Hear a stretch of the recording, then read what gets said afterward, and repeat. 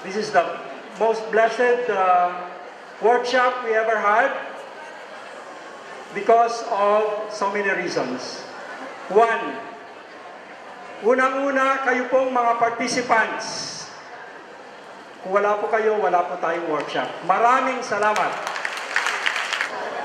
To Honorable Vilma Abaya Di Macua, our great mayor of the city, Batangas City, local government, maraming salamat. Lahat po ng mga namumuno, heads of the different departments of the Batangas City, napakarami pong pasasalamat ng aming mga participants sa mga binigay niyong paglilingkod sa buong 5 araw. Our counterpart, the Philippine Folk Dance Society, Batangas City Local Chapter, sa pamumuno ni Ginoong Luis Borbon, napakarami pong salamat. To the Cultural Affairs Committee of the City of Batangas, sa pamumuno din ni Attorney R.D. Di Macua. Ginoong Ed Borbon, maraming salamat. Luis and Noel, kayo pong mga taong nasa likod. Maraming salamat. Mabuhay ang Philippine Folk Dance Society. And our score for today is a perfect 10. What precise word should be used to describe this workshop? For me, it is excellent.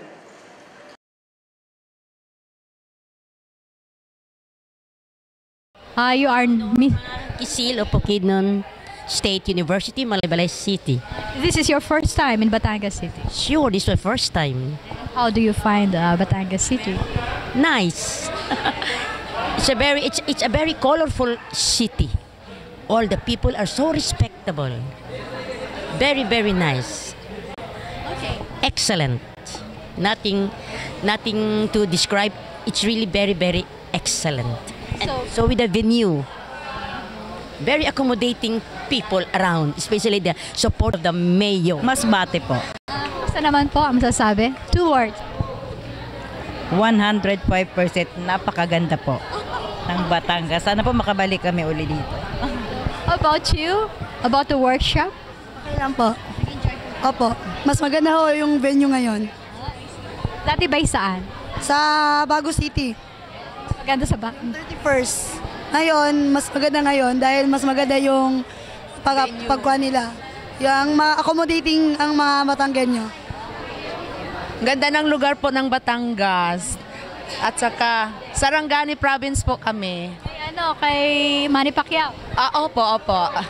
Kapitbahay po namin siya. Opo. How about you? Kumusta po ang workshop? Enjoy po kami, ma'am. Marami po kayo natutunan. Opo, marami po. Ang babait ng mga taga Batangas. Saan po kayo? Eastern Samar po kami. How about the venue?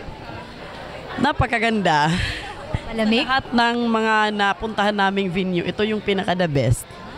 Thank you. How about you are from Lopez, Quezon, taga Quezon. Kumusta naman ang work?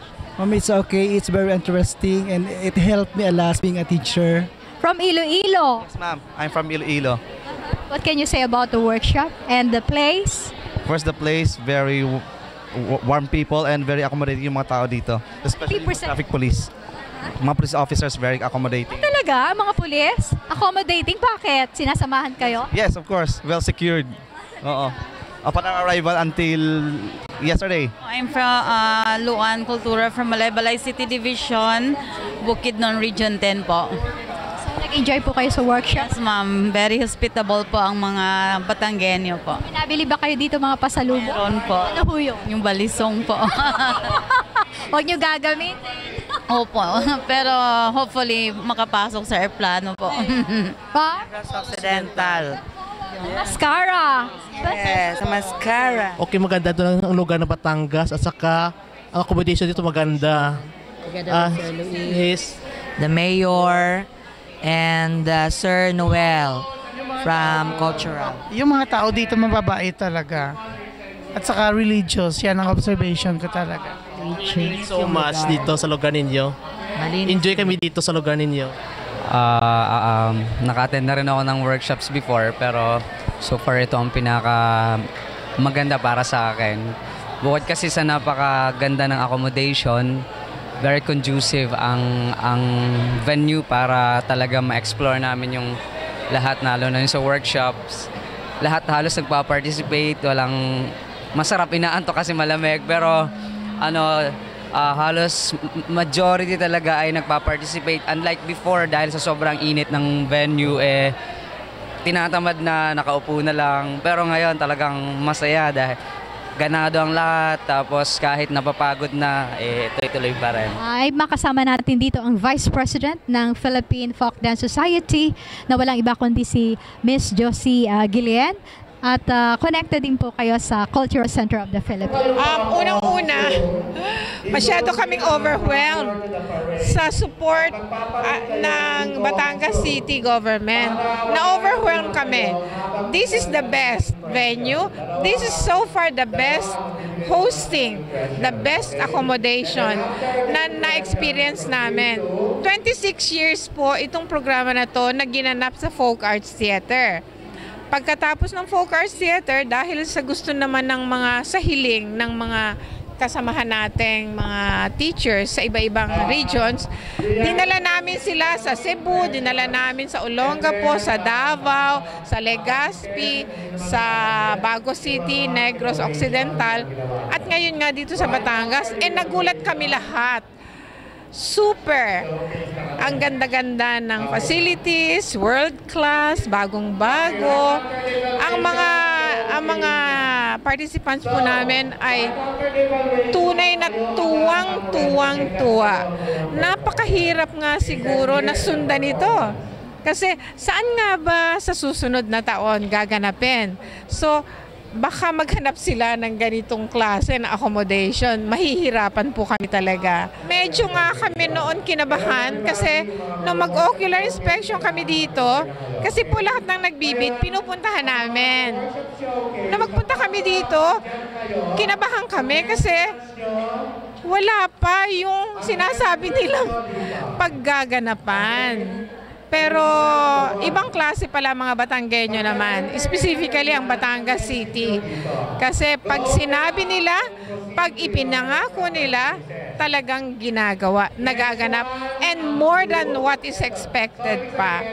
Talagang tuwan-tuwa kami dito. Yun nga lang ang problema namin, katulad ng sinabi ko kanina, baka mamaya ay maghanap ng ganito rin sa mga susunod na taon. Mahirap mapantayan.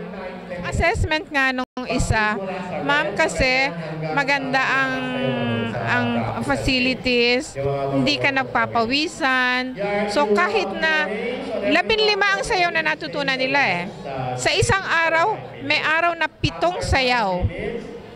Kung sa ibang mga venues na sila ay tagaktak na ang pawis, so nauupo na, napapagod na. Pero dito nakita namin sa lahat ng sessions talagang full pa ang energy nila. Tama natin dito si Mr. Tony Lee, one of the board of directors nitong Philippine Folk Dance Society. Papasalamat talaga ang samahan ng tagapangasiwa ng katutubong sayaw ng Pilipinas kay Mayor Vilma Abaya Di Makuha, dahil kung hindi sa kanyang pagtanggap sa amin dito, the group won't be able to experience this kind of hospitality, Batanggenyang hospitality. Okay, sila po ba ay nag-check-in sa iba't ibang lodging houses dito? Yes. Some of them stays in the dorm, sa hotel.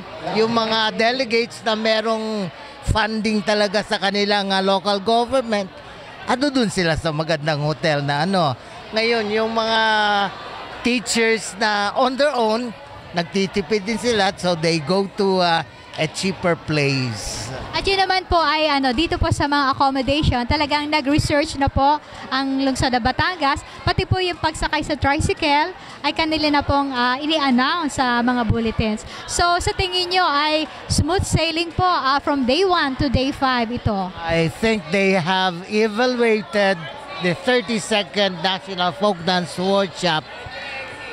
Excellent siguro. So congratulations, Mayor and her staff. Una sa lahat, ako'y nagpapasalamat sa ating city government employees, lalong-lalo na ang Cultural Affairs Committee. Sana tayo ay nakapagdulot ng kasiyahan sa bawat isa. Gusto natin ay maitaas ang level ng ating kultura, ang ating turismo, makilala tayo sa buong Pilipinas, kundi man sa buong mundo.